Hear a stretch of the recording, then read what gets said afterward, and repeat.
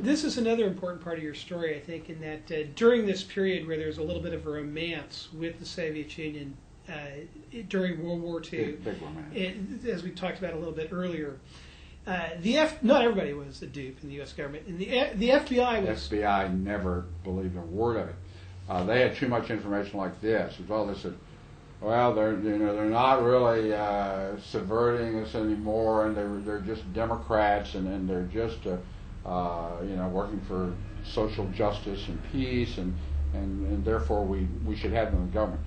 FBI never believed that for 1 minute. And of course, this information the American public would have no way of knowing in 1943-44. Well, you know it now because you went and got these papers. If you look at the total record, yeah, I mean, there are other people that have these same documents. I'm not the only one.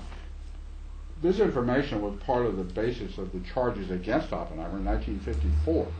But this stuff had been reported all up the line to authorities well before that.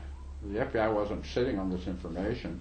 What happened was during the war, it gets kind of complicated. Oppenheimer was under the jurisdiction of the Army. And General Groves, who is the head of the whole Manhattan thing from the military standpoint, knew this. He knew this information. He took a calculated risk that, well, we're fighting the Nazis, so we'll just keep Oppenheimer under. Oppenheimer was under the jurisdiction of the Army. General Groves took the position that, well, we know this, but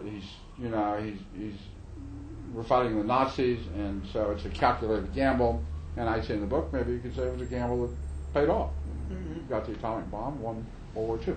But after that, things changed big time, and all of a sudden Moscow's not our ally anymore. It's becoming our enemy.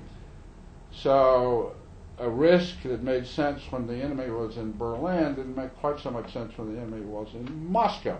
So when the war ended and the Army withdrew from the picture, Oppenheimer then left the jurisdiction of the Army and became a matter of direct concern to Hoover and the FBI. Again, they had this information, but he wasn't under their thumb. They was under the Army.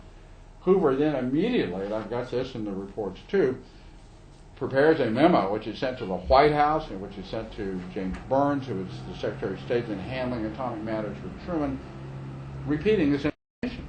All this stuff that Oppenheimer had all this communist background and so forth. Nothing was done about it. Totally ignored.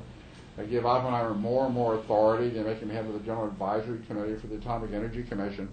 And all this stuff went on, and I quote here that actually came up in the hearings when he was finally denied his clearance in 1954 under Eisenhower, that the position of the Atomic Energy Commission before, under David Lilienthal, was, quote, because people like Vannevar Bush and James Conant, who were big muckety-mucks in the atomic program, had said, well, he's a good guy, Oppenheimer. And so according to that, based on that, according to the AEC's minutes, quote, Dr. Oppenheimer's loyalty was prima facie clear despite material contained in the FBI summary, unquote. And then I wrote, and that, believe it or not, was that. He got his clearance. He stayed there, held that Q clearance until the Gray Board took it away from him in 1954.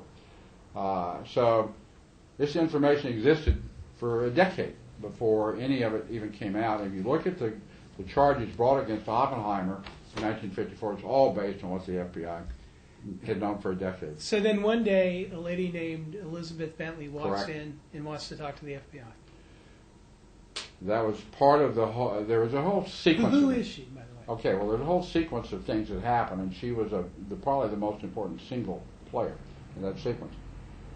Elizabeth Bentley was a woman who had been a Soviet agent, courier for the Soviets, operating out of New York at the direction of a man named Jacob Golis, who was a Russian top Soviet spy in the United States.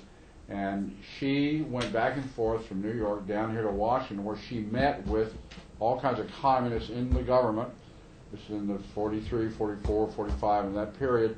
And they gave her documents, used money for the Communist Party and so forth. And she went to the FBI, broke with the communists in November of 45, went to the FBI, and started telling the Bureau about this massive infiltration of the government.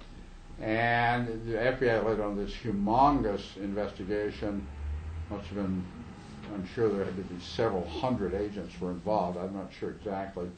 And they followed up and did the wiretapping and the following around and the microphone bugging.